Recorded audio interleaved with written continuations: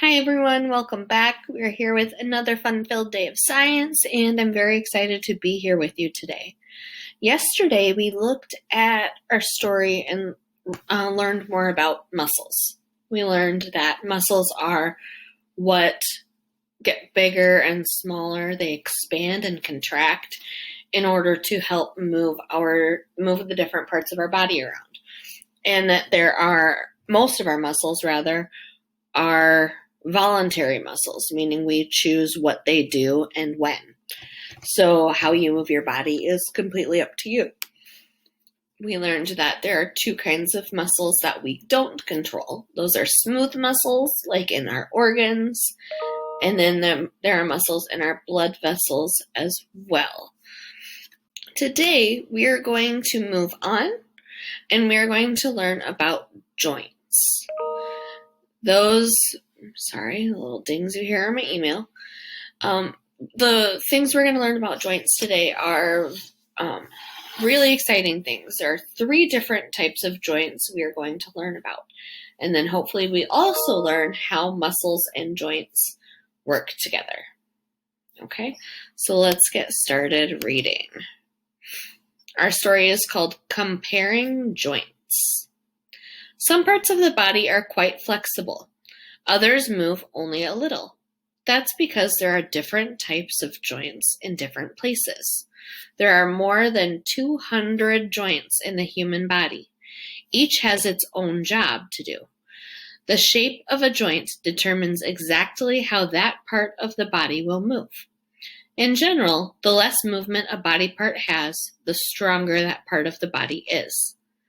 A slippery, elastic tissue covers the ends of the bones where they meet and touch. This tissue is cartilage.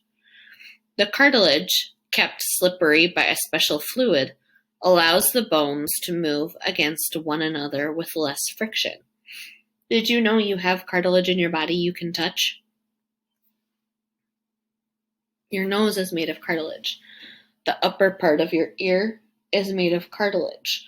So what's in your ear up here, not in the soft squishy part, but up here in the more hard part, or in your nose, the stuff that makes the shape of your nose or your upper ear is the same material that is between those bone joints. Okay, so like I said before, there are 3 kinds of joints. So first you have your hinge joint, like with your elbow or your leg. Okay?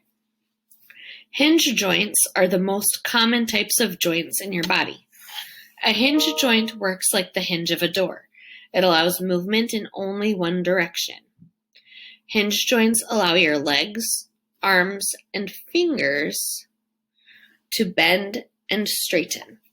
Hinge joints are found in the knee, elbows, fingers, and toes. The knee joint is the largest hinge joint in the human body. It locks when you stand straight. The knee joint's action makes it easier for you to stand for long periods of time. And then there's a ball and socket joint. And that's going to be in your shoulder and your hip are the most popular, like where your upper leg connects to your hip. So ball and socket joints allow bones to swivel in nearly any direction. So it's what lets you move your arm in a circle. Ball and socket joints get their name from the shapes of the 2 bones that meet there. One example is the shoulder joint. The ball of the arm bone fits snugly into the hollow socket of the shoulder. Ball and socket joints are found in the shoulder and hip. The hip is the strongest of all joints. It must be strong to support the weight of the upper body. It is not quite as flexible as the shoulder joint. Let's see, lost my spot. You can swing your shoulder joint in a complete circle. You can't exactly do that with your hip. Okay, so the top of when they say ball and socket, let me draw this for you actually. So when they say ball and socket, what they mean is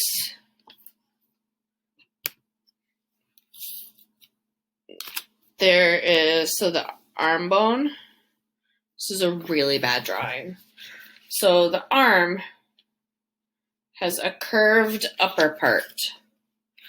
And then the rest of your body, like where your shoulder is, so like here's your hand and your 5 fingers. Then you'd come up here to your head. Okay, so here you have your arm, and the top part of it is rounded. The top part of that upper bone is rounded. And then this socket is where this part just kind of plugs in. And then this is the head up here. So if any of you have seen, actually, if you have like a Barbie doll at home, their arms are very similar to ball and socket joints. So that is a good explanation or a good example, I guess, of a ball and socket joint if you would like to see if you can view one on your own at home. Okay. The last type of joint we're looking at, so we looked at hinge joints and ball and socket joints. And now we're going to learn about gliding joints. So gliding joints have 2 flat surfaces that glide smoothly and easily over one another. These joints allow only small movements. Gliding joints are found in the neck and spine, between pairs of vertebrae. Other gliding joints are found in the wrists and ankles. So neck and spine. So neck, further back to the spine because it's just a column, so they kind of slide over one another just a little bit to allow you to move. And then your wrist and your ankle. So me being able to do this is the result of many, many little bones kind of shifting on top of each other.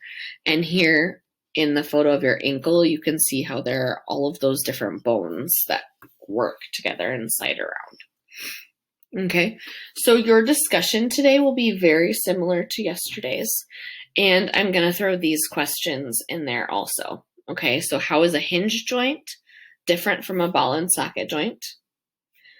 How is a ball and socket joint different from a gliding joint? And how is a gliding joint different from a hinge joint? So I'm basically saying, pick 2 joints, tell me how they're different. Okay? I think that's an important distinction to make as we talk about joints so that you really focus on how they work differently. Okay? But I hope you guys have a great day, and I will see you tomorrow. Goodbye, everyone.